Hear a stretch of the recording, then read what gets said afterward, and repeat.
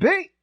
But me, your man, Louis T. Welcome to the 2019 NFL Draft Prospects 101 series, your guide to some of the biggest and hottest names of the 2019 NFL Draft. We're talking defensive linemen, and this next guy is extremely polarizing in the 2019 NFL Draft because there's a lot of hype that came with this guy out of high school, was one of the biggest recruits ever to not go to a Power 5 conference school. He stayed in Houston, went to the University of Houston. A lot of people thought he would bolt, especially after they had a change in coaches, and the guy that recruited him and Tom Herman moved on to Texas. And you just felt like if he wanted to go, he could have, but he didn't. He stayed in Houston, and there was some drama in 2018, the whole jacket fiasco with Major Applewhite as head coach, and that was a mess. But Ed Oliver out of Houston is a talent. He's a freak. There's no doubt about it. He's a super freak, super freak. He's super freaky. Ow. We saw it too. Really, we saw it at the pro day. He blew his pro day up. 4.7 340 at 281 pounds at 6'2". A lot of his numbers compare to Aaron Donald's in terms of athleticism. If you ask me, he's even more so explosive than that of AD. Never, ever trust a man with two first names. And hell, some of you may think Ed Oliver has two first names. I don't trust his ass either. However, that's where the comparisons stop when you're talking Aaron Donald and Ed Oliver. I don't want to hear anybody talk to me about Aaron Donald and Ed Oliver in the same breath. They're not the same player, okay? For one, Aaron Donald was a polished pass rusher when he got to the NFL through the draft, okay? Aaron Donald almost had 30 sacks when he showed up to the NFL draft, all right? 29 and a half career sacks at Pitt, 2 double-digit sack seasons under his belt when he showed up for the draft. Ed Oliver has 13 and a half sacks to his name now as we sit here. He doesn't have any pass rushing moves. He's not Aaron Donald, so you can stop with the Aaron Donald comparisons. Now, if you want to talk about him as an athlete when comparing him to Aaron Donald, be my guest. I'll tell you that he's probably even more so explosive and twitchy than that of Aaron Donald. But being twitchy doesn't make you the type of football player that Aaron Donald is. You also have to hone your skills and actually have moves and a Rolodex of things you can go to get to the quarterback. And Ed Oliver doesn't have that. However, what he does have is a physical set of tools and gifts that will allow him to excel at the next level. And we're going to see why this guy is going to be a potential top 15 pick in the upcoming draft. And yes, this guy, there was a once upon a time where he was going to be the number 1 pick. And I always pump the brakes on guys when they hit the ground running in their freshman year and you still got to wait another 2 years. That's why I always say, I don't look at minors. I don't look at minors because I don't want to get myself into trouble. So Ed Oliver fell victim and prey of a guy that hit the ground running in his first year. Everybody was drooling goo goo gaga. And then they had another 2 years to kind of just calm down a bit. And so now you're left with the residue of that. And now he's trying to regenerate the buzz that he had when he jumped on the scene back in 2016. Speaking of which, we're going to take a look at some game film from 2016, 2017, and in 2018 with Ed Oliver. And so this is a guy that has the ability to change the game at the next level. Let's take a look at Ed Oliver and what he brings to the table, starting with his game and performance versus Oklahoma all the way back in 2016 when this guy was becoming a household college football name. So we start with this game. Look at the acceleration on this particular play. Bottom line is he didn't make the sack here. I want him to make the sack, but the acceleration there is utterly ridiculous. I mean, when he gets space to just open up and run, it is a thing of beauty because he looks like a skill guy when he's doing that. Right here, this is just a brute bull rush to just blow this play up. And there were a number of guys in the backfield, but he made sure that there was nowhere for Joe Mixon to go on that play with his bull rush there. Watch this push and peel right here. All right. pushes up the field, and then peels off and goes and gets Baker Mayfield. That's gorgeous right there. All right, the closing speed is ridiculous with Ed Oliver. On this next play, I just want you to watch the hustle because you can't knock the hustle. As much as you might want to try, look at the hustle on this play.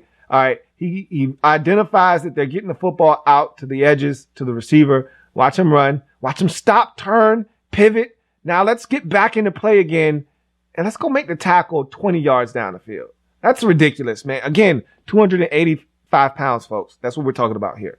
All right, 280 pounds. Here on this play, unblocked, watch him just blow this thing up. All right. Again, make the tackle. I want to see him make that tackle, but again, watch him blow that play up and never allow Samaje Perine to get it going. Here, a pure athleticism. Still, I need you to make the tackle. But the athleticism here is gorgeous. And watch him track down Baker Mayfield from behind and yank him down and get him on the ground. I'd like to see him make that tackle a little bit further back, but he still was able to make that play. And this is that sideline to sideline athleticism that has everybody drooling right here. He starts with contain on the opposite side of the field. Mayfield is pump faking, he's juking, he's jiving, he's getting out. And then look, watch Ed Oliver come all the way from the opposite side of the field where he was spying and keeping contained and makes the play and escorts him out of bounds. This next play here, this is spy to then coverage on the running back out of the backfield. And a guy 280 pounds isn't supposed to do this. Joe Mixon is a 4'4" guy.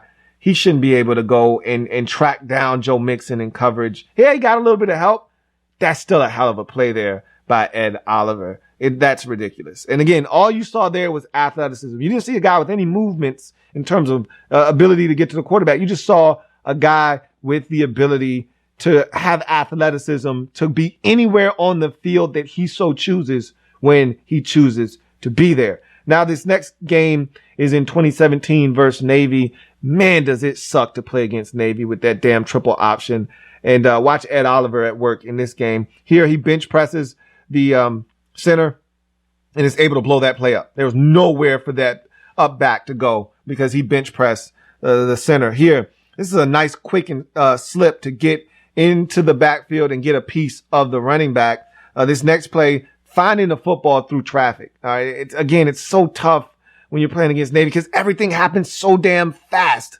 And so that's a hell of a job there. This time he got the wrong ball carrier initially. Watch him spin back and get to the right ball carrier. That's gorgeous right there. That is gorgeous. Here, this is relentlessness. All right. This is what I call stick-to-itiveness because he didn't win initially, but he hangs around, he keeps playing, he keeps hustling, and he finds his way to the quarterback eventually. All right. And that's what you want from your defensive lineman. This next play, this is a quick discard and then watch him wrap up the back and swing him down. And again, that's what you need, especially against a quick hitting team like Navy. Got to find a way to discard and get to the ball carrier. Watch this looping sack. Once he gets ahead of steam, this guy comes like a bat out of hell. It's like he's fired out of a cannon. You see him come around and eat up that ground quickly, close the distance between he and the ball carrier, gets the quarterback down for the sack. As we move on to 2018 versus Rice, this is a bull rush and a discard here and a tackle for loss. And you see how violent he is? I mean, the explosion with which he plays and he comes off the ball is utterly ridiculous. Here, avoids the cut block, all right, redirects and makes the tackle. I mean, that's great stuff. And when you're as athletic as he is, guys are going to try to cut you. Got to be able to avoid that and still make the play. Here, watch how violent the stack and shed is. All right. You see how you just throw that guy out of the way? Get out of here, man. Stop playing with me. You're at Rice. You're a 6'2" offensive line. Get out of my way. He just tosses that guy aside. Watch this again. Watch him just shed this guy like it's nothing. Get your ass out of here, man. I got somewhere to be. I'm going to go get this ball carrier. I mean, he's so physical and he's so aggressive. And I love that he plays every snap like it's his last play. Balls to the wall. Watch him bench press this offensive lineman and then gobble up the bat. All right. Go get him. All right. And so, again, the explosiveness translates into power. You know, you hear speed to power all the time. He has the ability to do that. Here on this play, simply just too much to handle. They just have no answer for him in this game as he and a bunch of his comrades get in the backfield and blow that play all to smithereens. And this next play, he didn't make the play, but the explosiveness off the snap is ridiculous. It's ridiculous. He didn't make that play. I'd like to see him make that play in the backfield. He misses too many of those, but the explosiveness off the snap was ridiculous there. To get off there, no one, I don't care, Hall of Famer couldn't have stopped him on that play from getting in the backfield. As we go to his final game versus Memphis, and this was the first game back after the whole jacket fiasco, and this ultimately ended up being his final game of his collegiate career here. Played a ton of DN in this game, which is a little unusual for him. Generally, he's at defensive tackle. In this game, he was at defensive end a bunch. And so had an injury leading up to this game. And that's what allowed the whole jacket fiasco to take place. But in this game against Memphis, he was back and played a ton of defensive end. Here, he didn't shut the door on this first run. I always talk about shutting the door. Don't allow a guy to come up your gap right there. Shut that bitch. Shut that door closed. Slam that bitch. He didn't slam it. That guy ran right past him and picked up a gain of about 8. All right. This next play, he splits a double team and then watch him bat this football down. A great presence of mind. You know you're not going to get there. Beat the double team. Get your hands up. Affect the play. He did that there. This next play here, watch him blow this play up. He didn't make this tackle, but watch him blow this shit up. Turns his back and everything. Sometimes whatever you got to do by any means necessary, a wise man once told me, that's what I call blowing some shit up and not even seeing it and blowing it up. Watch him blow this play up with his ass. He just said, I'm just going to be destructive here. I don't know what else I can do here, but I'm just going to blow this thing up. I'm just going to be in the way. And as a defensive lineman, sometimes that's your job. Be in the way. Don't clear a hole. Be in the hole. And he was there in that hole. Now, these next two plays, you're going to get an over-aggressive Ed Oliver who's off sides. And when you get a guy as explosive as Ed Oliver is, you're going to get these offside penalties. Look at Aaron Donald. Aaron Donald has his fair share of offsides penalties every year. Every game, you're probably going to get at least one of those from AD because when you're explosive, you want to time it up and use your explosiveness to your advantage. You see it with Ed Oliver as well. This next play, he's unblocked. Watch him come from the backside. You have to block Ed Oliver. You cannot run away from him. He's going to track you down backside. He's too explosive and dynamic in this last play. Watch him collapse the pocket versus a double team. All right. Collapses the pocket there and allows the pressure to get to the quarterback. He's taking 2 defenders and walking them back into the lap of the quarterback. They had no answer for him. And that's what this guy, the explosiveness, again, it translates into power. Watch him take these 2 defenders and walk them both back into the quarterback. He has nowhere to go. And that's all Ed Oliver. If he could step up, there's no sack there, but Oliver walks not 1, but 2 defenders back into the quarterback. And that's what I'm talking about. Using that explosiveness that he has. He's a twitchy ass athlete. Using that explosiveness and translating it to power. You hear speed to power all the time. Ed Oliver does that as well as anyone in this draft. And so he's not a polished, finished product yet as a pass rusher. I'm hoping that he gets the right tutelage at the next level, because if he does and develops a real rush plan and some real moves that will allow him to be effective at the next level, then you can start putting him in the same vein as an Aaron Donald. Right now, don't talk to me about Aaron Donald because he doesn't have the ability to do the things that Aaron Donald. You didn't see one spin move from Ed Oliver other than when he missed the initial tackle because he chose the wrong ball carrier against the triple option of Navy and then spun back to the real ball carrier and made the tackle, which was an excellent and phenomenal play. But you didn't see him in a pass rushing situation use one spin move. You don't see him using hard outside, back inside. You don't see him using his hands. Generally, it's him either looking to be violent with a bull rush or quickness with a swim. He's got a long way to go to develop the type of pass rush move that will put him in the same breath as an Aaron Donald. But I can tell you who he does remind me of. He reminds me of Geno Atkins right now. Just explosive, off the snap, is going to win because he's just better.